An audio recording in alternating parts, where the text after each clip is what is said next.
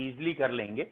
Phosphorus के चारों atom का 0 है, यहाँ फॉस्फोरस के एक एटम का 0 और यहाँ +5, तो फॉस्फोरस में चेंज हो गया बच्चों 5 का।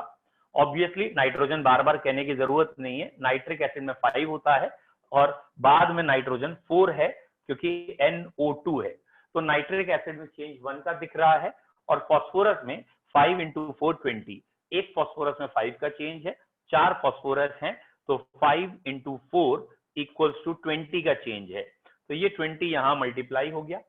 अब फॉस्फोरस 4 थे, 4 कर दीजिए, 20 नाइट्रोजन है, 20 ऐड कर दीजिए और इसके बाद हाइड्रोजन हिट एंड ट्रायल से कर लीजिए, 20 हाइड्रोजन यहाँ है, 4 3 12, तो 8 यहाँ होंगे और गारंटेड ऑक्सीजन बैलेंस आएंगे। तो ये मैंने बैलेंसिंग के साथ बताया है, बट मेन थीम इसमें जो होती है कि फॉस्फोरस का ऑक्सीडेशन फॉस्फोरिक एसिड में होता है और नाइट्रिक एसिड का रिडक्शन NO2 में होता है। तो अभी मैंने आपको 2 बताए हैं, एक बताया सल्फर, एक बताया फॉस्फोरस, और एनसीईआरटी में बेसिकली 4 हैं। ये कौन से 4 हैं? एक है बेटा कार्बन और साथ में आयोडीन। तो आयोडीन की अगर आप HNO3 से करेंगे और ये बनेगा HiO3, याद आपको ये रखना है, और साथ में NO2 और वाटर बनेगा। अब मेरी इच्छा ये है कि ये तीसरी इक्वेशन आप खुद बैलेंस कर लें विदाउट हेल्प ऑफ बुक और इंटरनेट, अपने आप सोचने की कोशिश करें। और यहाँ आयोडीन शुरू में 0 है, यहाँ आयोडीन शुरू में 0 क्यों है? क्योंकि ये अकेला है और ये आयोडीन +5 में है और नाइट्रोजन तो हमेशा ही +5 से +4 दिखाना है। आयोडीन के बेटा 0 से 5 तक 5 का चेंज, लेकिन 2 एटम होने की वजह से I2 में 10 का चेंज, नाइट्रोजन में 1 का चेंज ही है। पहले की तरह क्रॉस मल्टीप्लाई करिए, क्रॉस मल्टीप्लाई करके मैंने दोबारा लिख दिया है I2 + 10 HNO3, और बेटा 10 HNO3 से रिएक्शन करने के बाद HiO3 बना है और NO2 बना है। कॉमन सेंस है, यहाँ I2 2 है तो 2 आयोडीन लगा दीजिए, 10 नाइट्रोजन दिख रहे हैं तो 10 लगा दीजिए और हाइड्रोजन से या ऑक्सीजन से बैलेंस कर लीजिए। अगली चीज, वहां 10 हाइड्रोजन है, 2 यहाँ हुए, 4 2 8 यहाँ हुए, तो 10 हाइड्रोजन बैलेंस। एक बार ऑक्सीजन पे नजर डाल लेते हैं, 10 3 30, 10 2 20, 20 + 6 26 and 4 30, यानी iodine, hydrogen, oxygen and nitrogen, all the 4 are balanced now. तो ये हमारी इक्वेशन आ गई, ठीक है। जैसे ये हमारी इक्वेशन आई थी फॉस्फोरस के लिए बैलेंस, ये हमारी इक्वेशन आयोडीन के लिए बैलेंस आ गई। नेक्स्ट कार्बन, ठीक है। कार्बन, ये है कार्बन, ये HNO3 से रिएक्ट करेगा और ये CO2 में जाएगा और NO2 में जाएगा, और होपफुली अब ये चौथी इक्वेशन आ रही है तो अब तक दिमाग खुलना चाहिए, और अगर नहीं समझ में आया अभी भी तो इसका मतलब 11th स्टैंडर्ड का रेडॉक्स में कहीं ऑक्सीडेशन नंबर निकालने में दिक्कत है, क्योंकि इसमें कोई बहुत तगड़ी बैलेंसिंग नहीं करनी, सिर्फ ऑक्सीडेशन नंबर देखना है। अकेला कोई होता है तो उसका ऑक्सीडेशन नंबर 0 होता है। यहाँ नाइट्रोजन इतनी देर से करते आ रहे हो, 5 होगा।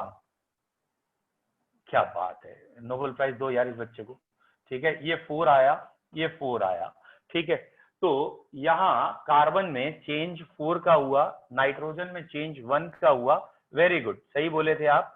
या सॉरी, आपका सही था, 4 HNO3 आ गया, तो 4N है तो 4N यहाँ कर दो, कार्बन 1 है तो 1 ही रहने दीजिए, और नाइट्रोजन हो गया, हाइड्रोजन 4 है तो ट्वाइस कर दीजिए। I hope so oxygen balance है, 4 3 12, 4 2 8, ओहो 8 2 10 12 बैलेंस है। तो ये हो गई इसकी बैलेंसिंग। तो बैलेंसिंग हमने एक ऑर्डिनरी ऑक्सीडेशन नंबर मेथड की है। आई होप सो सबको क्लियर हो, और अगर नहीं क्लियर है तो आप एक बार ही बैलेंसिंग देखें। यहाँ का मेन जो मोटिव है, यहाँ बैलेंसिंग सिखाना मोटिव नहीं था, यहाँ तो मेन मोटिव था रेडॉक्स बताना या नाइट्रिक एसिड की प्रॉपर्टीज बताना कि HNO3 काहे में जाएगा NO2 में, HNO3 का क्या होगा, रिडक्शन होगा, और जो दूसरा पार्ट होगा उसका ऑक्सीडेशन होगा। दूसरा पार्टनर कौन है, यहाँ कभी कार्बन है, तो याद ये रखना है कि कार्बन CO2 में जाएगा, नाइट्रोजन नाइट्रोजन क्या गया, सॉरी, आयोडीन या हेलोजेंस, तो आयोडीन अगर होगा तो HiO3 में जाएगा, फॉस्फोरस H3PO4 में जाएगा, फॉस्फोरिक एसिड में जाएगा, और सल्फर था, यस, सल्फर सल्फ्यूरिक एसिड में जाएगा। और ये गारंटेड है, इन चार में से एक मिल जाता है यूजुअली हमें एग्जामिनेशन या पी ब्लॉक में जब क्वेश्चन आते हैं, तो ट्राई टू रिमेंबर दी। ठीक है, नाउ नेक्स्ट इसमें एक है ब्राउन रिंग टेस्ट भी। ठीक है, ऑक्सीडेशन के बाद एक प्रॉपर्टी है ब्राउन रिंग टेस्ट, जो एनसीईआरटी के सही देख लेते हैं, इंपॉर्टेंट है क्योंकि बच्चों बहुत। ब्राउन रिंग टेस्ट देखिए क्या है ब्राउन रिंग टेस्ट में। ठीक है, दैट इज ये है किस पे, ठीक है, it depends on the ability of ferrous ion to reduce nitrate to nitric oxide. ठीक है, ferrous ion to reduce nitrates to nitric oxide. ये रही पहली equation. Ferrous ion nitrate ion से रिएक्ट करेंगे, NO बनेगा, खुद फेरिक में चले गए। फिलहाल फेरस नाइट्रेट से रिएक्शन करके फेरस जो भी होगा और कहीं सोल्यूशन में नाइट्रेट होगा तो वो फेरस नाइट्रेट को NO में चेंज करते हैं। ये इस बात पे बेस्ड है। और इसके बाद ठीक है, which react with ferrous to form a brown colour complex. इसके बाद ये जो NO बना है ये फिर फेरस यानी FeH2O6 टाइम से रिएक्ट करता है और ये एक ब्राउन कलर की रिंग बन जाती है। And this is known as, ये इंटरफेस पे जो रिंग बनती है, this is known as brown ring test. अगर आपने कभी ये टेस्ट किया है तो आपको मालूम होगा, dilute ferrous sulphate solution aqueous solution containing nitrate में ऐड करते हैं और जो इंटरफेस होती है बहुत केयरफुली ऐड किया जाता है, और जहां ये दोनों लेयर्स मिल रही होती हैं वहां टेस्ट ट्यूब पे एक ब्राउन रिंग, जैसे ये पहले नाइट्रेट थे और यहाँ फेरस सल्फेट ऐड कर रहे हैं, बहुत स्लो एंड ग्रेजुअल ऐड करेंगे तो यहाँ इंटरफेस पे एक ब्राउन कलर की रिंग बनेगी और बच्चों ये ब्राउन रिंग टेस्ट कहलाता है। नाउ आ जाओ मुद्दे पे। मुद्दा क्या है, ब्राउन रिंग टेस्ट में हमारे यहाँ क्वेश्चन क्या आ सकते हैं। ठीक है बेटा, ब्राउन रिंग टेस्ट में हमारे यहाँ क्या क्वेश्चन आ सकते हैं, हम उस पे आ जाते हैं। ओके, तो ब्राउन रिंग टेस्ट पे हमारे यहाँ पहला पॉइंट आता है, भैया किसका टेस्ट है, क्या टेस्ट है, ब्राउन रिंग टेस्ट है क्या बेटा। नाइट्रेट, जैसे कैल्शियम का नाइट्रेट है, जिंक का नाइट्रेट है, हमें पता करना है, टेस्ट करना है नाइट्रेट है या नहीं है। तो हम करेंगे क्या, जिस चीज को भी उन्होंने हमें नाइट्रेट कहा है, जिसमें भी कहा है, हम उस नाइट्रेट वाले को एक टेस्ट ट्यूब में ले लेंगे एक्वस सोल्यूशन बना के। ये रहा नाइट्रेट का एक्वस सोल्यूशन, हम नाइट्रेट के लिए टेस्ट कर रहे हैं, मतलब हमें एक पुड़िया दी गई है, उस पुड़िया में हम सोच रहे हैं शायद नाइट्रेट आयन है, उसका टेस्ट कर रहे हैं, तो कैल्शियम नाइट्रेट, जिंक नाइट्रेट हो सकता है। अब हमने इसमें डाइल्यूट H2SO4 स्लाइटली ऐड करने के बाद बहुत जेंटली ऐड कर रहे हैं एक्वस सोल्यूशन ऑफ FeSO4। तो एक्वस सोल्यूशन FeSO4 ऐड करने पे इस सोल्यूशन में अगर हमें पेरीफेस पे या इंटरफेस पे ब्राउन कलर की रिंग दिखती है तो हम कहते हैं ये टेस्ट हो गया कि यहाँ नाइट्रेट प्रेजेंट था। तो एक तरीके से नाइट्रेट का कैरेक्टरिस्टिक टेस्ट कह सकते हैं।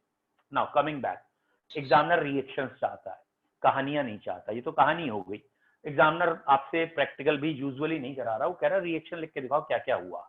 तो बेसिकली होता क्या है यहाँ पे, ये जो नाइट्रेट आयन होता है, ये नाइट्रेट आयन फेरस से पहले रिएक्ट करता है, जो आपने FeSO4 बाहर से ऐड किया उससे रिएक्ट कर रहा है, ऑब्वियसली मीडियम एसिडिक है, और ये नाइट्रेट आयन खुद रिड्यूस हो गया +5 से +2 में, दैट इज इसका रिडक्शन हो गया NO में और आयरन का ऑक्सीडेशन हो गया।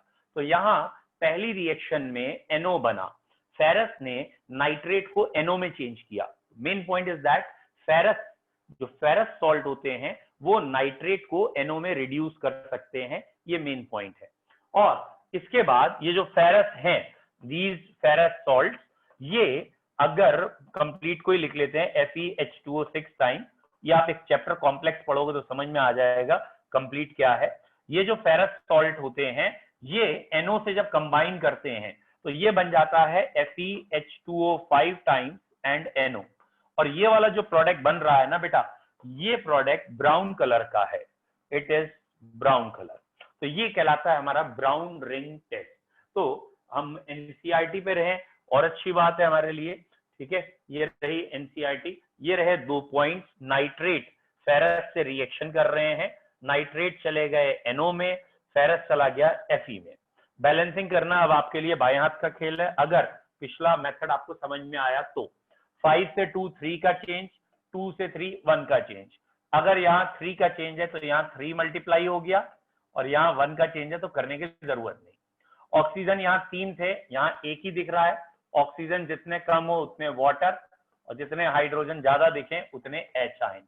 यहाँ हाइड्रोजन 4 है, यहाँ एक भी नहीं दिखा तो 4 एच आयन। ये बैलेंसिंग हो गई। आई होप सो बैलेंसिंग में तो आपको दिक्कत नहीं होगी अगर आप रेडॉक्स में स्ट्रॉन्ग हैं तो ये हो गया nitrate ion plus 3 ferrous giving you plus H ion giving you NO Fe+3 and water. और अगले स्टेप में एक वाटर अलग हो गया और ये ब्राउन रिंग बन गया। याद कर लो बच्चों, ब्राउन रिंग टेस्ट इसे कहते हैं। एक मिनट, कैंसिल करने से पहले एक बार पूछ लूं, किसी को दिक्कत? Anyone has any problem in this? बेटा बोलना नहीं है, लिख दो टाइप 1 और 2। अगर प्रॉब्लम है 2 लिखोगे तो मैं पूछ लूंगा, प्रॉब्लम नहीं है 1 लिखो, खत्म करो फास्ट। बहुत बढ़िया, गुड। 4 ही 5 बच्चों ने 1 लिखा है, बाकियों का नाम लेके पूछना पड़ेगा क्या कि जग रहे हैं सो रहे हैं? अर्पित एंड प्रभु 2 जग गए, चलो मनु जग गए, ठीक है। नाउ ठीक है बच्चों, काफी बच्चों का रिप्लाई आ गया है। एक बारी मैं फिर भी चाह रहा हूं आपको ये रिवाइज कराना। तुम लोगों की इच्छा तो नहीं है, लेकिन फिर भी मैं रिवाइज करा रहा हूं इससे, हार्डली मैटर। बेटा डाई नाइट्रोजन N2, क्या आपको याद है कल तक हमने इसकी, क्योंकि नाइट्रोजन पूरा खत्म हो गया, फॉस्फोरस पे आना है, तो मैं पूरा नाइट्रोजन रिवाइज कराना चाहता हूँ। कितने मेथड ऑफ प्रिपरेशन थे, कितने ऑक्साइड थे, नाइट्रिक एसिड था, अमोनिया था, सबको प्रिपरेशन से दिखा दें। पहली हेडिंग नाइट्रोजन, क्या बच्चों याद है प्रिपरेशन नाइट्रोजन की? 3 मेथड थे ना, कौन कौन से 3 थे? एक था अमोनियम डाइकार्बोनेट, डाइक्रोमेट। अमोनियम डाइक्रोमेट को हीट करते हैं, Cr2O3 और नाइट्रोजन बना था। एक मेथड था आपका अमोनियम क्लोराइड की सोडियम नाइट्राइड से रिएक्शन। अरे हाँ, तुम अमोनियम क्लोराइड कह रहे थे, सही कह रहे थे। yes, अमोनियम क्लोराइड की सोडियम नाइट्राइड से तो भी बन जाएगी नाइट्रोजन एंड NaCl। और तीसरा था प्योर नाइट्रोजन। प्योर नाइट्रोजन किससे बना था? एजाइड से, सोडियम एजाइड या बेरियम एजाइड से। Very good. अब आप जरा चेक करते जाइए लैब मेथड क्या है।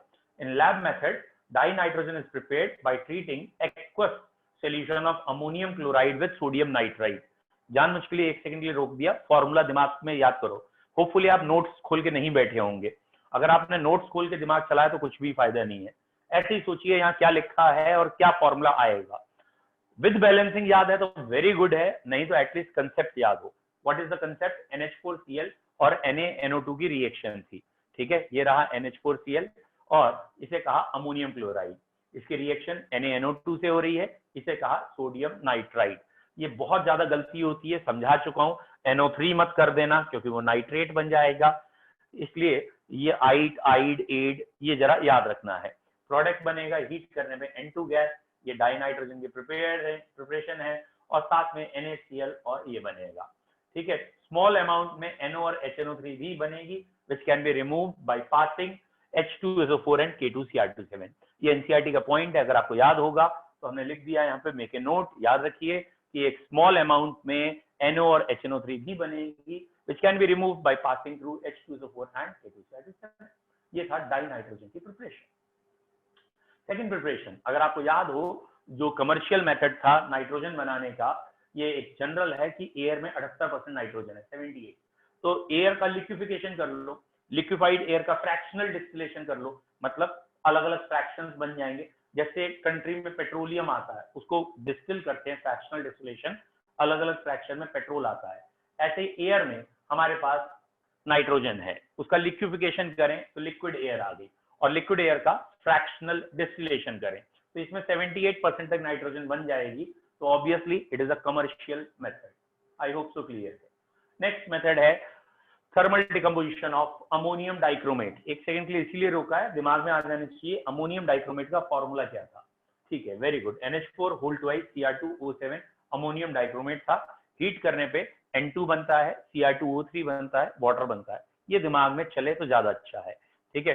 तो ये हो गया N2 can also be obtained by thermal decomposition of ammonium dichromate. ये रहा आपके सामने अमोनियम डाइक्रोमेट। इसको अगर हमने हीट कर दिया है, थर्मली डिकम्पोज किया है, तो N2 बनेगा।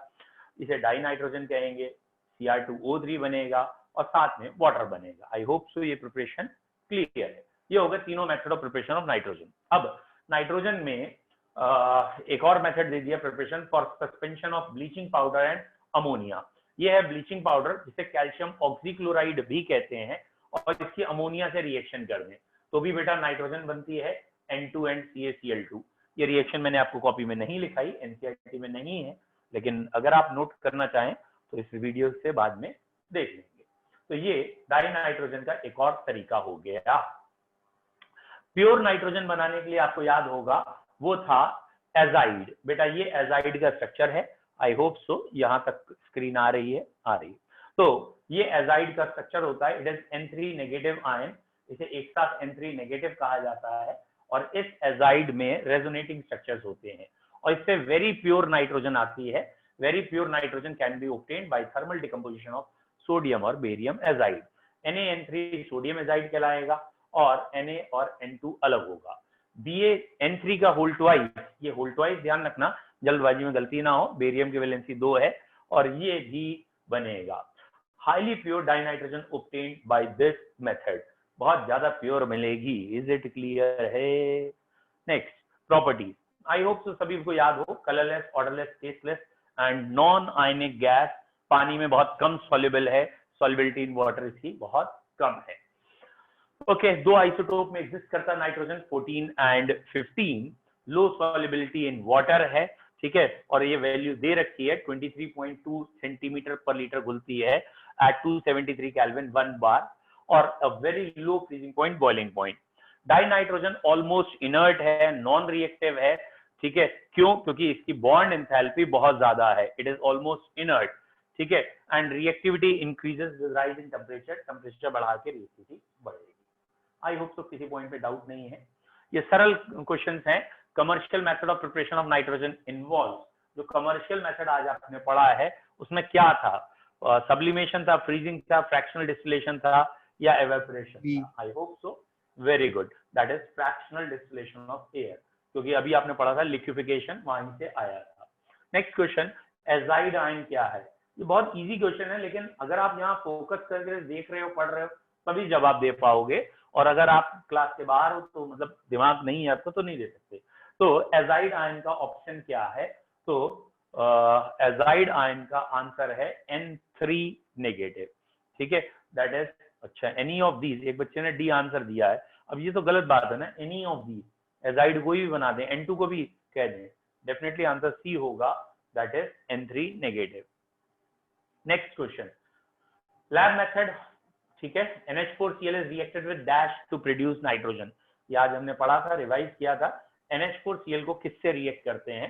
आई होप सो आपको याद आ गया हो, Na सोडियम नाइट्राइड से करते हैं तो नाइट्रोजन बनती है। Very good. Nitrogen can be prepared by thermal decomposition of metal. Very pure nitrogen का ही क्वेश्चन है ये, तो वेरी प्योर नाइट्रोजन या नाइट्रोजन कैसे बनता है? मेटल के क्या अगर, हाँ, तो अब यहाँ पे आपको याद आ गया हो तो ये एजाइड का क्वेश्चन था, वेरी प्योर मेटल का। नाइट्रोजन की केमिकल प्रॉपर्टीज, नाउ बच्चों आपको याद है ऑलमोस्ट इनर्ट है, फिर भी स्लाइड्स देखने से पहले दिमाग में आए, क्योंकि ये रिवीजन स्लाइड्स हैं, क्या केमिकल प्रॉपर्टीज थी? बहुत हाई टेम्परेचर में रिएक्ट कर रहा है, तो एक हेबर्स प्रोसेस था, N2 + 3H2 = 2 NH3। एक था नाइट्रोजन का प्रोसेस, अगर आपको याद हो, that is it can react with metal, alkaline earth metal, magnesium, calcium या लिथियम से। बाकी एल्कली मेटल नहीं रिएक्ट करते, एक लिथियम करता है, और जैसे Li3n बन जाएगा, Ca3n2 बन जाएगा, तो ये नाइट्राइड बनाएगा, ऑक्सीजन से पड़ी है, N2 + O2 that is NO बनता है।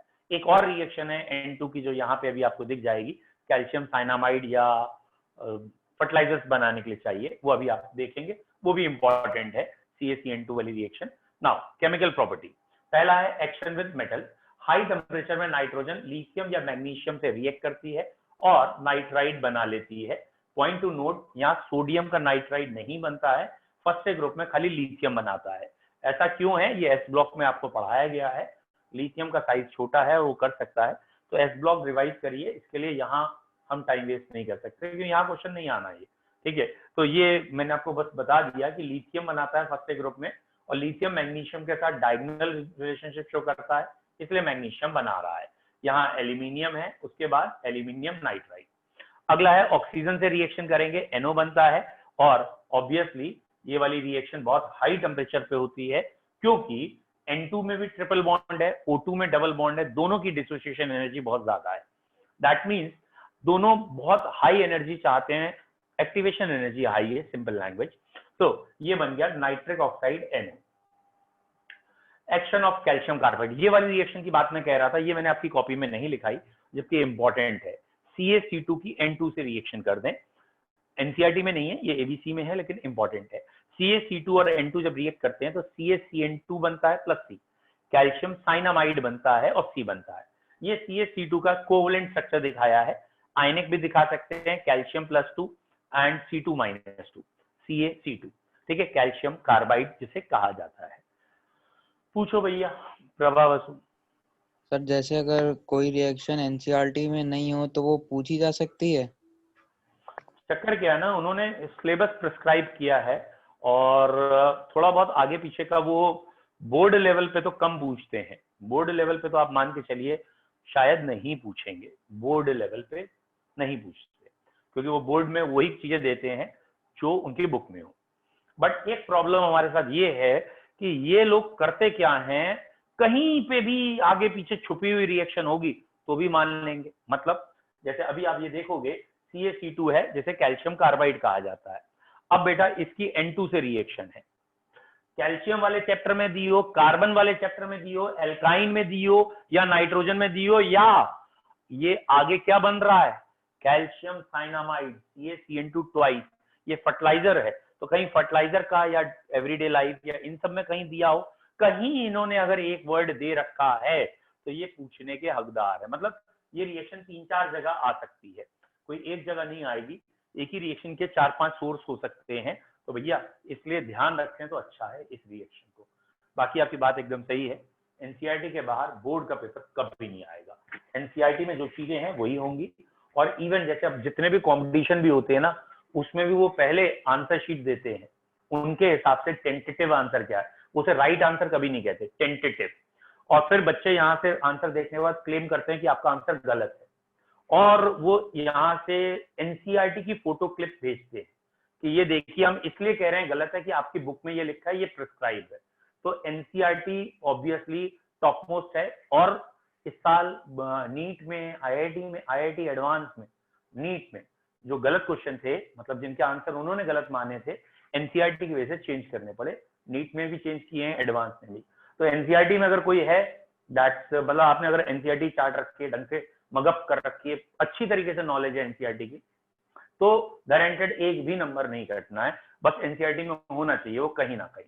ये इक्वेशन इंपॉर्टेंट है, it is used in manufacture of fertilisers also, याद करना। CaC2 + N2 गिविंग यू, इसे हम CaCN ट्वाइस लिख देते हैं, CaCN ट्वाइस लिखा है यहाँ पे, प्लस कार्बन जो ग्रेफाइट है। तो ये नाइट्रोजन की एक और इंपॉर्टेंट रिएक्शन थी। नाइट्रोजन से अमोनिया बनाते हैं, हेबर्स प्रोसेस है, ये वेल नोन है, सबको मालूम है। और ऑब्वियसली ये इसके यूजर्स आ गए बेटा। देखिए industrial containing nitrogen, for example CaCN2 use है, इनर्ट एटमॉस्फेयर बनाना यूज है, और एज ए रेफ्रिजरेशन है बायोलॉजिकल स्पीशीज का, या क्रायोजेनिक सर्जरीज में इसका यूज करते हैं। It finishes nitrogen. एक दो क्वेश्चन देख लो, पहले का आंसर बताइए क्या है, बड़ा पॉपुलर क्वेश्चन है ये, और इसमें बेटा बी और डी ऑप्शन में बच्चे बहुत ज्यादा कंफ्यूज होते हैं। तो प्लीज रिमेंबर, एक सी बाहर आ चुका है, तो बैलेंसिंग ही देख लोगे तो बी आएगा। वेरी गुड, बहुत बढ़िया। Next, N2 + metal gives you, क्या बनता है, जनरल मेटल के साथ रिएक्ट करते हैं, nitride, nitrite, nitrate, none of these. आपका अभी तो आंसर सही आना ही चाहिए, आई होप सो, ठीक है। इट विल फॉर्म आइड, क्योंकि यहाँ ऑक्सीजन है ही नहीं, ऑक्सीजन जब होता है तो आइट, एट ये सब आते हैं। Die nitrogen, di hydrogen, obviously ये अमोनिया बनाने का मेथड ऑफ प्रिपरेशन है, ना कि अमाइड या इमीन। तो ये हेबर्स प्रोसेस है। N2O2 बहुत हाई टेम्परेचर में जब रिएक्ट करेंगे तो क्या बनाएंगे, आई होप सो आपको याद आ गया हो, NO गैस बनाते हैं। Now anomalous property of nitrogen, nitrogen इस ग्रुप में कहीं ना कहीं नाटक शो करता है। आपको बहुत अच्छी तरीके से मालूम है नाइट्रोजन में डी सबशेल नहीं है, साइज बहुत छोटा है, वैलेंसी 4 से ज्यादा नहीं हो सकती, आयनाइजेशन एनर्जी बहुत ज्यादा है, साथ में ही नाइट्रोजन पाई बॉन्ड बनाने की एबिलिटी रखता है जो बाकी नहीं रखते। ये अपने मेंबर या दूसरे मेंबर के साथ पी पाई डी पाई बॉन्ड बनाता है। तो ये नाइट्रोजन की मेन एनॉमलस बिहेवियर थे, या बाकियों से ये अलग क्यों है। तो बेटा ये देखिए, small size, high electronegativity, high ionisation and non availability of D orbital. ये 4 चीजें हैं इसमें। कौन सी 4 चीजें हैं, एक बार अंडरलाइन करके बताता हूं। Small size, high electronegativity, high ionisation and non availability of D orbital. और ये पाई बॉन्ड बनाने की कैटेगरी या एक क्वालिटी है अपने अंदर भी या दूसरों के साथ, जैसे कार्बन है, ऑक्सीजन है, उनके साथ। और हैवियर एलिमेंट के साथ ये पी पाई भी बनाता है, और बेसिकली हैवियर के साथ पी पाई डी पाई बनाता है। और इस ग्रुप के हैवियर एलिमेंट ये वाला बॉन्ड आपस में नहीं बनाते। इस ग्रुप के हैवियर एलिमेंट लार्ज साइज होने की वजह से पाई बॉन्ड नहीं बनाते। ओके, नेक्स्ट बोलो बच्चों, क्लियर है। नाइट्रोजन डाइएटॉमिक में रखता है ट्रिपल बॉन्ड बनाने के बाद, जबकि बाकी सब P4 या टेट्राएटॉमिक में एग्जिस्ट करते हैं। ठीक है, नाइट्रोजन का NN बॉन्ड बहुत स्ट्रॉन्ग है। ठीक है, it's bond enthalpy is very high, triple bond की बॉन्ड एंथैल्पी ज्यादा है। बेटा इसमें बिस्मथ मेटलिक बॉन्ड है। हाउएवर नाइट्रोजन का सिंगल बॉन्ड वीकर है फॉस्फोरस से। आपको शायद याद आ गया हो नाइट्रोजन का सिंगल बॉन्ड वीकर फॉस्फोरस से क्यों है। इसके अगला भी याद आना चाहिए, ऑक्सीजन का सिंगल बॉन्ड सल्फर से वीकर है। और मोस्ट इंपॉर्टेंट, फ्लोरीन का सिंगल बॉन्ड क्लोरीन से वीकर है, क्योंकि फ्लोरीन क्लोरीन में उसे सिंगल बॉन्ड बोलने की जरूरत नहीं, वो सीधा कहेगा F2 और Cl2 में कौन वीक है। तो F2 वीक है, Cl2 स्ट्रॉन्ग है, ये ग्रुप 17 में फिर आएगा। ठीक है, तो नाइट्रोजन में कैटिनेशन बहुत कम है और इसीलिए नाइट्रोजन बहुत ज्यादा लॉन्ग चेन नहीं बनाता। ठीक है, तो यहाँ पे आपको ध्यान रखना है कि नाइट्रोजन की कोवेलेंसी 4 से ज्यादा नहीं है और बाकी मेंबर की कोवेलेंसी डी ऑर्बिटल होने की वजह से 4 से ज्यादा हो जाती है।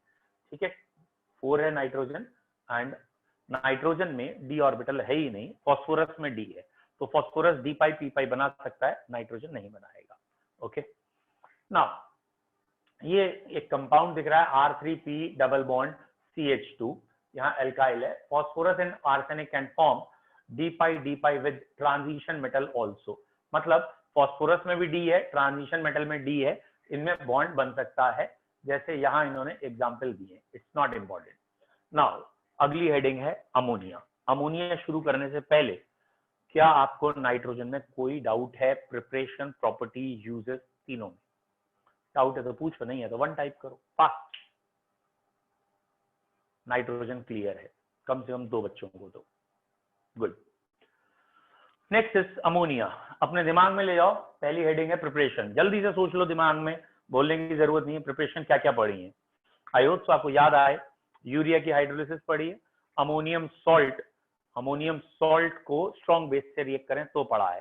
ठीक है, और लैब मेथड में अमोनियम सॉल्ट लेते हैं, कोई भी स्ट्रॉन्ग बेस लेते हैं, अमोनिया गैस बनती है, कोई डाउट? दूसरा है कमर्शियल मेथड, जिसे हेबर्स प्रोसेस कहते हैं। N2 और 3H2 रिएक्ट करके iron catalyst, molybdenum promoter, ammonia बनाते हैं।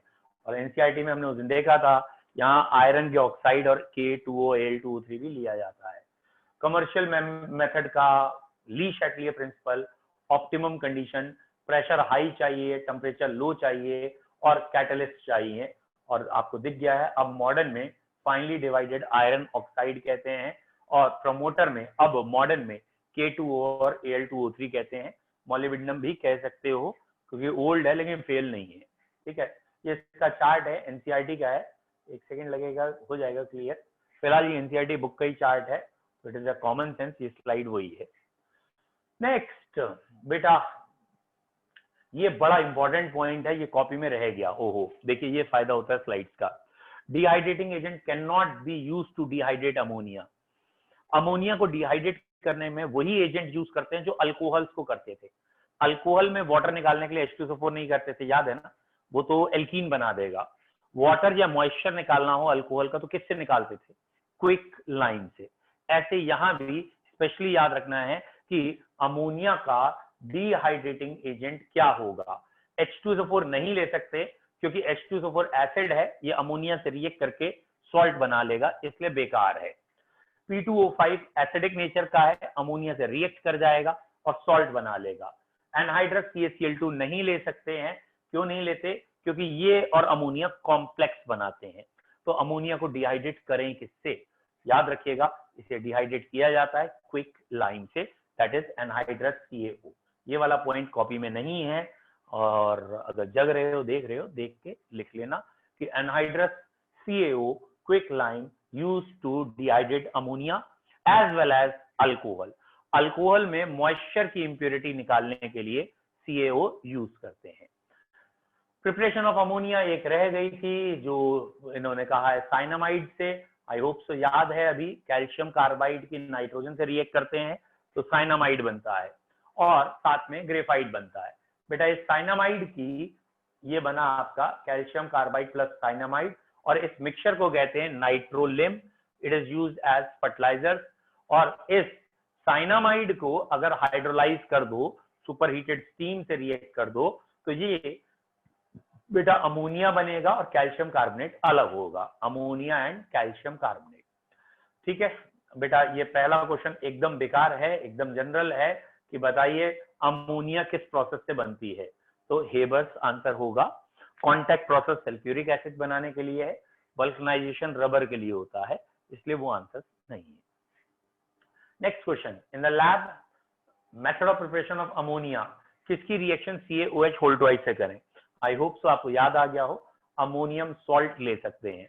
अब यहाँ तीनों ही अमोनियम सॉल्ट हैं, तो ऑब्वियसली जब तीनों ही अमोनियम सॉल्ट है तो हम वो सॉल्ट लेना चाहेंगे जिससे ये आसानी से रिएक्ट कर जाए, क्योंकि ना इस सॉल्ट में एक वीक है एक स्ट्रॉन्ग, सॉरी दोनों वीक है, कार्बोनिक एसिड भी वीक है ये, तो obviously C answer is more appropriate ammonium chloride, क्योंकि सेपरेशन भी आसान है यहाँ से, इसलिए। नेक्स्ट, हेबर्स प्रोसेस में कैटलिस्ट क्या लें? तो भैया यहाँ आयरन ऑक्साइड दे रखा है तो बेस्ट है आयरन ऑक्साइड लेंगे। लो टेम्परेचर हेबर्स प्रोसेस में यूज करते हैं फॉरवर्ड के लिए, तो ये प्रोसेस एंडो है एक्सो है, क्या होगी? तो आपको बताया था ये रिएक्शन तो एक्सोथर्मिक होती है और इसलिए टेम्परेचर लो चाहिए, लेकिन 500 केल्विन फिर भी 773 केल्विन या 500 डिग्री सेंटीग्रेड चाहिए। बच्चों अमोनिया की प्रॉपर्टीज आई होप सो आपको अच्छी तरीके से याद है। अमोनिया बेस होता है, कॉम्प्लेक्स बनाता है, एसिड से रिएक्ट करके सॉल्ट बनाता है। अमोनिया कुछ मेटल के साथ कॉम्प्लेक्स बनाता है जैसे सिल्वर ये, और कुछ मेटल जैसे जिंक और आयरन उसके अंदर प्रेसिपिटेट हो जाते हैं। आई होप सो आपको अमोनिया के ये वाले पॉइंट याद हो गए। ये वाली रिएक्शन मैंने नहीं कराई है, एक्शन विद क्लोरीन, क्योंकि मेरा इच्छा थी, ये एनसीईआरटी में ग्रुप 17 में दे रखी है, तो मैं वहां कराऊंगा कि अमोनिया क्लोरीन से करेगा तो दो रिएक्शन है, या तो क्लोरीन एक्सेस में हो सकती है या अमोनिया। अगर बच्चों क्लोरीन एक्सेस में होगी तो NH3 NCl3 बनता है, सारे H हट जाते हैं, एक्सप्लोसिव रिएक्शन। और अगर अमोनिया एक्सेस में होता है तो NH4Cl प्लस N2 बनता है। तो यहाँ अमोनिया एक्सेस पहले दिखाया है, ये फिलहाल आप रिएक्शन छोड़ सकते हैं क्योंकि ये मैं आपको Cl2 या ग्रुप 17 में पढ़ाऊंगा, क्योंकि मेरे दिमाग में ये था ना कि बेटा ग्रुप 15 में वैसे ही बहुत है पढ़ने को, तो 15 की कुछ प्रॉपर्टी 17 में जो कॉमन है शेयर करें, ठीक है। तो इसलिए मैंने ये क्लोरीन और ब्रोमीन की रिएक्शन आपको नहीं बताई है, इंपॉर्टेंट नहीं है, ठीक है। नेक्स्ट, ये वाली रिएक्शन एनसीईआरटी की है, याद रखिए। ZnSO4 अमोनिया के साथ व्हाइट प्रेसिपिटेट देता है ZnOH होल ट्वाइस का, तो please remember this and this also. ये दो इक्वेशन आपकी अमोनिया में बहुत इंपॉर्टेंट हैं, और इनमें प्रेसिपिटेट का कलर भी याद रखना है, एनसीईआरटी ने ब्राउन या बफ दे रखा है, याद रखेंगे। Due to presence of lone pair, ammonia copper और सिल्वर के साथ कॉम्प्लेक्स बनाता है। सिल्वर का प्रेसिपिटेट भी हो तो वो प्रेसिपिटेट घुल जाएगा अमोनिया में, ऐसे ही कॉपर घुल जाता है अमोनिया में और एक डीप ब्लू कलर सोल्यूशन बनाता है CuNH3 होल 4, इसे शुट्ज़र रिएजेंट भी कहते हैं। और एक है नेस्लर्स रिएजेंट। बेटा नेस्लर्स रिएजेंट K2HgI4 को कहते हैं, बेसिक मीडियम में काम करता है और प्रेजेंस ऑफ अमोनियम आयन ढूंढने के लिए चाहिए होता है। K2HgI4 इज नेस्लर्स रिएजेंट, ठीक है। ये बेसिक मीडियम में अमोनिया को ढूंढने का काम करता है। कहीं भी अगर अमोनिया होगी तो ये एक product iodide of Milan base बनेगा, तो ये नेस्लर्स रिएजेंट है। लेकिन ये हमारे कोर्स में नहीं है फिलहाल नेस्लर्स रिएजेंट, क्योंकि एनसीईआरटी में नहीं है, तो आप इसे छोड़ सकते हैं। लोन पेयर है इसलिए लुईस बेस है, ठीक है। ये मेटल के साथ बॉन्ड बना लेता है, अभी पढ़ ही लिया, ये यूजेस हो गए इसके। बेटा अमोनिया लुईस बेस क्यों है? क्योंकि इसके पास लोन पेयर है, डोनेशन के लिए आसानी से डोनेट कर देगा, इसलिए लोन पेयर है। वाई अमोनिया या aqua solution react with cupric ion और deep blue solution is obtained, और क्या प्रोडक्ट है, ठीक है, ऐसे रिएक्शन कैसे हो गई, तो ये आपको रिएक्शन करके दिखानी है, ठीक है। बेटा नेस्लर्स रिएजेंट आपके कोर्स का नहीं है, फिर भी इतना पता हो तो अच्छा रहेगा। K2HgI4 को नेस्लर्स रिएजेंट कहते हैं, अमोनिया को ढूंढने के लिए है। अगर क्लोरीन एक्सेस में है तो सारे के सारे H हट जाएंगे, NCl3 बना देंगे, ठीक है। मिलन बेस या क्या आएगा, इसलिए मिलन है एक। अमोनिया का स्ट्रक्चर क्या है बेटा? इसमें 3 सिग्मा बॉन्ड होते हैं, एक lone pair. I hope so याद आ गया हो कि टेट्राहेड्रल होनी चाहिए ज्योमेट्री, लेकिन क्योंकि लोन पेयर आया है तो इस हाइब्रिडाइजेशन में 3 सिग्मा बॉन्ड, एक लोन पेयर है। स्ट्रक्चर ऑफ अमोनिया क्लियर है अब आपको। नाइट्रोजन एपेक्स में है, बॉन्ड लेंथ याद करने की जरूरत नहीं है, छोड़ दीजिए। इसके यूजेस क्या हैं अमोनिया के? यूरिया बनाना, अमोनियम नाइट्रेट बनाना, फॉस्फेट, सल्फेट, मतलब ammonia mainly use as fertiliser. ये सारी चीजें फर्टिलाइजर में है, तो ये यूजेस ऑफ अमोनिया में आ गया है। एक मेन यूज ये भी है, अमोनिया से HNO3 बनाते हैं, जो अगली हेडिंग है, और वो ओस्वाल्ड प्रोसेस होता है। अमोनिया रेफ्रिजरेंट या रेफ्रिजरेशन इन सब में भी यूज होता है, ठीक है। क्योंकि ये एक प्रोटोफिलिक है और एक नॉन एक्वस सॉल्वेंट है, तो ये दूसरों का प्रोटॉन ले लेगा, और जहां जहां भी non aqueous non protic solvent, non water वाले सॉल्वेंट की जरूरत है, वहां अमोनिया यूज होगा, ठीक है। कौन सी हाइब्रिडाइजेशन है बोलो? sp3। अमोनिया में नाइट्रोजन की हाइब्रिडाइजेशन पूछी थी, sp3। अमोनिया की ज्योमेट्री कैसे कहेंगे? तो बेटा होनी चाहिए टेट्राहेड्रल, लेकिन लोन पेयर की वजह से पिरामिडल है। बॉन्ड एंगल कितना होता है? नियरली 107 या 7.8 का है, वो होता है। अमोनिया कौन सा सॉल्वेंट है? प्रोटोजेनिक, प्रोटोफिलिक या एप्रोटिक, और बोथ ए एंड बी दिया है। तो बेटा आपको ध्यान रखना है, बेसिकली ये जो प्रोटोफिलिक मतलब एक प्रोटॉन ले सकता है, और प्रोटोजेनिक मतलब अपने पास से एक प्रोटॉन छोड़ भी सकता है, NH2 नेगेटिव में चेंज हो जाएगा। बोलो क्लियर है? अब अगली हेडिंग ऑक्साइड ऑफ नाइट्रोजन, ये एक बड़ी हेडिंग थी, आई होप सो आपको याद आ गया हो कि नाइट्रोजन के 5 ऑक्साइड थे।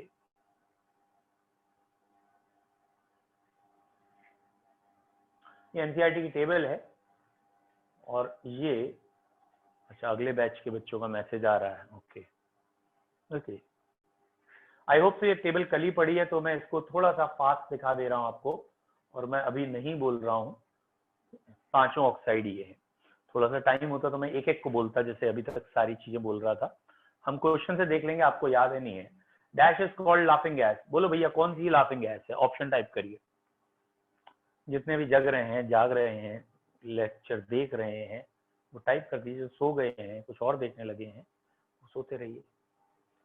अर्पित जाग रहे हैं, प्रभा वसु जाग रहे हैं, श्याम वशिष्ठ हैं, लोकप्रिया हैं, अंश हैं, और कमाल की बात है इन सबके आंसर सही हैं।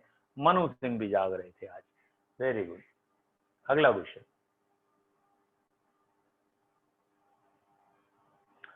अब एक आध जना इस बात से परेशान है कोचिंग आए ना आए, आए ना आए हैं। हाँ भैया 15 से कोचिंग होगी, अपनी जगह पे होगी, वहीं होगी, और बता दिया जाएगा। 15 आने दीजिए। हाँ, नाइट्रोजन 3 ऑक्साइड कौन सा है? आई होप सो आपको याद आ गया हो जवाब टाइप करें।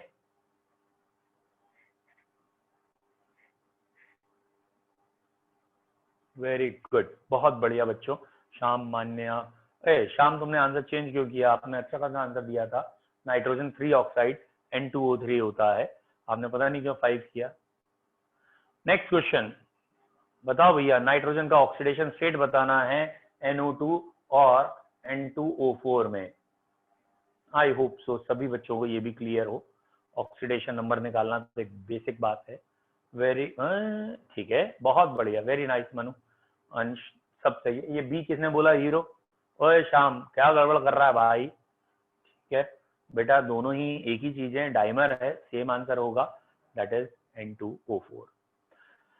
N2O3 prepared from dash and dash, किन दोनों को मिलाते हैं तो N2O3 मिलता है? तो हम ये दोनों मिलाएं या ये दोनों मिलाएं या ये मिलाएं, ये तो कौन मिलाएं तो N2O3 मिलेगा। ए और डी एक ही चीज है, लेकिन नेचर में NO2 कम मिलता है तो हम डी को प्रेफर करते हैं। गलत बात है बेटा, आप कॉपी पढ़ के देखिएगा, हमने N2O4 प्लस NO लिखा है कॉपी में, ठीक है। ओहो, यहाँ NO और NO2 दे रखा है, लेकिन D answer is more correct, मैं इसे सही करा दूंगा। डी ज्यादा सही है बच्चों, इसमें ए नहीं, ठीक है, इसे मैं सही करा दूंगा, गलत लिख दिया है। नाउ नाइट्रिक एसिड, कल हमने लास्ट यही पढ़ा था, आज इसी की हम रिवीजन कर रहे थे। नाइट्रिक एसिड क्या है, ठीक है बेटा। डी क्यों सही है, एक आध बच्चा पूछ रहा है, तो नोट्स देखिए आपको दिख जाएगा कि NO2 की जगह N2O4 एग्जिस्ट करता है, तो N2O4 और NO मिल के बना देंगे बैलेंसिंग में। चलिए एक बार फिर भी देख लेंगे। ये बेटा कल ही हमने पढ़ा है नाइट्रिक एसिड की प्रिपरेशन, आई होप सो याद आ गया हो कि NaNO3 और H2SO4 रिएक्ट करेगा तब बनेगा ये। ओस्टवाल्ड स्केल क्या है, आई होप सो आपको ये याद हो कि पहले प्लेटिनम कैटलिस्ट की प्रेजेंस में NO बनाते हैं अमोनिया से, और फिर NO2 बनता है, और लास्ट स्टेप में HNO3 और NO बनता है, ठीक है। स्ट्रक्चर नाइट्रिक एसिड का ये है, आई होप सो आपको पता है। यहाँ नाइट्रोजन sp2 हाइब्रिडाइजेशन में है, यहाँ 3 सिग्मा है, ये ऑक्सीजन sp3 हाइब्रिडाइजेशन में है, और इसके बाद 2 सिग्मा 2 लोन पेयर है, लेकिन ये ओवरऑल प्लेनर मॉलिक्यूल है, एक प्लेन में आ रहा है। बॉन्ड एंगल अगर आपने देख रहा है, या बॉन्ड लेंथ जो लिखी हुई है वही नीचे आ रही है, तो खाली आप मेनली एंगल पे जोर दीजिए, ये 130 है, दैट इज sp2 होने के बाद भी ड्यू टू रिपल्शन 130 है, वो याद रखिएगा, ठीक है। Nitric acid is commercially prepared by which process, सभी को क्लियर है तो हटाओ। The catalyst used in the commercial preparation of nitric acid, I hope so इसका आंसर लिख लें आप। यस, बहुत बढ़िया, गुड बेटा, सेरेना का आंसर सही है, बाकी सब सो चुके हैं। इसका आंसर बी है, प्लेटिनम एंड रुथेनियम या और रुथेनियम, ठीक है। In the structure of HNO3 the bond angle of NONO, यही मैंने आपसे कहा था, याद रखिए 130 होता है। आपको ये क्वेश्चन याद आ गई होगी, जो फिल इन द ब्लैंक्स हैं वो आप समझ गए होंगे। तो जब नाइट्रिक एसिड बन रहा है तो शुरू में नाइट्रेट ही लेना पड़ेगा, तो NaNO3 एंड NaHSO4 होना चाहिए, आंसर इज सी, ठीक है। अब बेटा नाइट्रिक एसिड की कुछ रिएक्शन देख लीजिए, जैसे मेटल से करेंगे तो मेटल का सॉल्ट बनेगा और एक गैस निकलेगी। तो अगर कॉपर की HNO3 से कर रहे हैं और डाइल्यूट है, तो शायद आपको याद आ जाए, यहाँ NO गैस बनती है, और अगर यही कंसंट्रेट नाइट्रिक एसिड होगा तो NO2 गैस बनेगी। आई होप सो याद आ गया, ये चीज इंपॉर्टेंट है जो मैंने कल पढ़ाई थी, यहाँ NO गैस है, कंसंट्रेट में NO2 है, ये याद करना है। आई होप सो इतने के बाद शायद आपको याद रहे, अगर आप सीरियसली देख रहे हैं, ठीक है। जिंक से अगर करेंगे तो आपको याद आ जाएगा, एक तो मेटल सॉल्ट बनना है, और दूसरा अगर आपको हमारा चिराग याद आया है तो उससे भी कर सकते हैं आप, ठीक है। यहाँ ये 2 रिएक्शन थी, एक में लाफिंग गैस बनी थी, ठीक है, डाइल्यूट में, और कंसंट्रेट में NO2 है। फॉस्फोरस आपको याद होगा, फॉस्फोरिक एसिड बनेगा, नॉन मेटल जब फॉस्फोरस से रिएक्ट करेगा, और साथ में वाटर या बाकी जो भी अलग होना है NO2 गैस वो अलग होगी। आई होप सो क्लियर है। आयोडीन आज ही बैलेंसिंग कराई है, आयोडिक एसिड बनेगा, NO2 gas. Sulphur sulphuric acid बनेगा और साथ में NO2 गैस। कार्बन CO2 बनेगा और साथ में NO2 gas. I hope so सारे क्लियर है। Last is brown ring test, क्योंकि ये भी मैंने आज आपको बताया है, तो आई होप सो इसे हम कंटिन्यू कर सकते हैं। तो ये रहा रिएक्शन पहली, यहाँ नाइट्रेट NO में गए और उसके बाद अगली रिएक्शन में ये ब्राउन रिंग बन गई थी, this is termed as brown ring. वैसे तो HNO3 का गोल्ड एंड प्लेटिनम में कोई रिएक्शन नहीं है, लेकिन अगर आप एक्वा रीजिया बना लेते हैं तो होगा। एक्वा रीजिया क्या है? 3 part of HNO3 and 1 part of 3 part of HCl and 1 part of HNO3, तो ये कहलाता है एक्वा रीजिया। एक्वा रीजिया में नेसेंट हेलोजन एटम होते हैं और उसकी वजह से गोल्ड या प्लेटिनम नाइट्रिक एसिड में या एक्वा रीजिया में डिसॉल्व हो जाते हैं। ठीक है, एक और देख लेते हैं नाइट्रेशन अगर बेंजीन में करें तो, क्योंकि आप बेंजीन पढ़ चुके हैं 12th वाले, ये नाइट्रोबेंजीन बन जाती है एंड आई होप सो आपको क्लियर है। टॉलिन से करेंगे तो ये ortho and para directing group होने की वजह से तो ये ऑर्थो एंड पैरा पे रिएक्शन कराएगा और ये एक इंपॉर्टेंट एक्सप्लोसिव TNT बनता है। 11th वाले बच्चों 1 मिनट बस रुक जाओ, ये इनका मैं फिनिश कर लूं। ठीक है, फिनॉल का अगर नाइट्रेशन करेंगे तो ये पिक्रिक एसिड कहलाता है, 2,4,6 ट्राई नाइट्रोफिनॉल। केन शुगर आपको मालूम है C12H22O11 केन शुगर कहलाती है और ये नाइट्रिक एसिड को ये नाइट्रिक एसिड से ऑक्सैलिक एसिड बनाती है। I hope so aqua regia आपको क्लियर है। एक्वा रीजिया में 3 पार्ट कौन है, 1 कौन है, 3 HCl है और 1 HNO3 है, याद रखिएगा। ठीक है, गुड। नाइट्रेटिंग मिक्सचर किसे कहते हैं बेटा? नाइट्रेशन करने के लिए हमें HNO3 और H2SO4 का मिक्सचर चाहिए होता है, इसे कहते हैं नाइट्रेटिंग मिक्सचर। ये भी आ गया। ब्राउन रिंग टेस्ट किसके लिए होता है? तो आई होप सो आपको मालूम है, नाइट्रेट NO में जाता है, इससे ब्राउन रिंग टेस्ट होता है। कार्बन की HNO3 से रिएक्ट करते हैं तो क्या बनता है? बताया था अभी आपको, CO2 बनता है। एंड बेटा नाइट्रोजन के ऑक्साइड को एक बार फिर एक्सप्लेन कर दिया है और ये उनके स्ट्रक्चर्स हैं। ठीक है, लेकिन अब आपका ये हो चुका है तो ये स्लाइड, ठीक है, ये सारे स्ट्रक्चर मैं आपको दिखा चुका हूं, इसलिए मैंने थोड़ा सा फास्ट कर दिया है। और ऑब्वियसली जब आप बाद में इसे स्लो करके देख सकते हैं। ओके, चलिए, it finishes nitrogen completely.